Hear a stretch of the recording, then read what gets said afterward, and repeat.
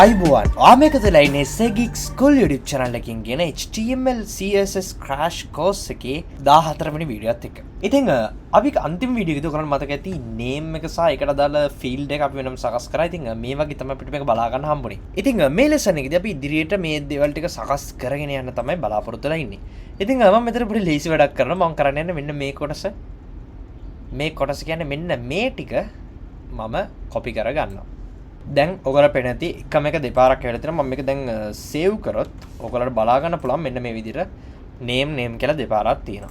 ඉතින් මගේ අතින් පොඩි වැරද්දක් කරලා තියෙනවා. මෙතන type එක ගාව මෙන්න මෙතනින් එහාට මේ උඩුකමක් ඇවිල්ලා නැහැ.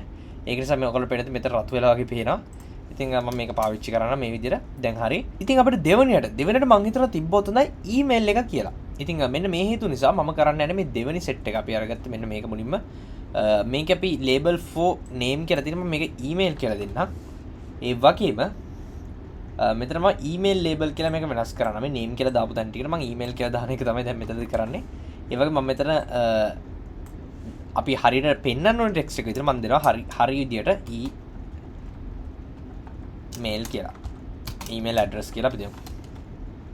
ඊට පස්සේ පල්ලෙහාගේ place holder එකට අපි දාන්න පුළුවන්. place holder එකට කලින් අපි උනින්ම input type එක. අපි input type එක email කියලා දෙමු. මේක වැදගත්. ඒයි කියලා ඉස්සරහට මම කියනවා. ඒ වගේම id එකත් මම email කියලාම දෙනවා. ඒ වගේම class එකට මම input fields කියලාම තියෙනවා. ඒත් එක්කම place holder එකට මම පාවිච්චි කරන enter your email address. දැන් මම මේක save කරනවා. දැන් මේ විදිහට වෙලා තියෙනවා. දැන් මම කරන්නේ මගේ නම ඇතුල් කරන්න පුළුවන්. දැන් මට මගේ email address එක ඇතුල් කරන්න පුළුවන්. වැඩේ හරි. ඊළඟ step එක. මම ඊළඟට import කරගන්න ඕනේ. මට ඒ කියන්නේ ඊළඟට අපි user එකෙන් අහන්න ඕනේ. දැන් අපි email එක අරගත්තා, නම අරගත්තා. අපි ඊළඟට හරි. මට අර තුන්වෙනි field එක මේකට add කරගන්න. මම මේකට ආයෙවතක් මේක copy කරගන්නවා. copy කරලි වෙලා මම මේක ආයෙ මෙතනින් paste කරගන්නවා. මෙතන මම පාවිච්චි කරනවා label for කියලා. මම මෙතන number කියලා දෙනවා. මොකද මම number එකක් තමයි අරගන්නේ. එතකොට id එකත් number label කියලා දෙනවා. ඒ වගේ මම මෙතන email address එක වෙනකොට මම අහනවා how good you are at programming කියලා අපි දාමු. programming වලට ඔයා කොහොමද වගේ දක්ෂතාවය. මම මෙතනදී කියනවා 1 ඉඳන් 10 කියන මම මේ විදිහට ලබා දෙනවා. ඒ කියන්නේ 1 ඉඳන් 10 වෙනකන් නම්බර් එකක් දෙන්න. ඒ කියන්නේ programming බැරිම කෙනෙක් නම් 1 හොඳට පුළුවන් නම් 10 medium වගේ නම් 5 6 වගේ මේ වගේ. ඊළඟට මම field එක හදනවා. field එක හදද්දී type එක number. අපි number එකක් තමයි input කරගන්නේ. ඒ වගේම id එක මම දෙන්න number කියලාම දෙන්නවා. ඒ වගේම class එක input fields place holder එකේදී enter මෙතන දාමු enter number between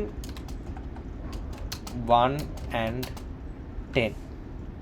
මෙතන පොඩි වෙනස් දෙයක් කරලා දැන් මෙහෙම දුන්නොත් ඕන කෙනෙක්ට 2000 කියන ඉලක්කම පාවිච්චි කරලා වැඩ කරනවා. මම මේක නිසා මට මෙතනදී අනිවාර්යෙන් ඕනේ 1ත් 10ක් අතර ඉලක්කමක් විතරයි. මේ හේතු නිසා මම මෙතනදී විශේෂ දෙයක් දානවා. minimum සමාන 1 ඒ වගේ maximum සමානයි අපි දෙන 1.10 අතර 1.10. ඒ අනුව මේ ෆෝම් එක මම මේක දැන් සේව් කරන්න.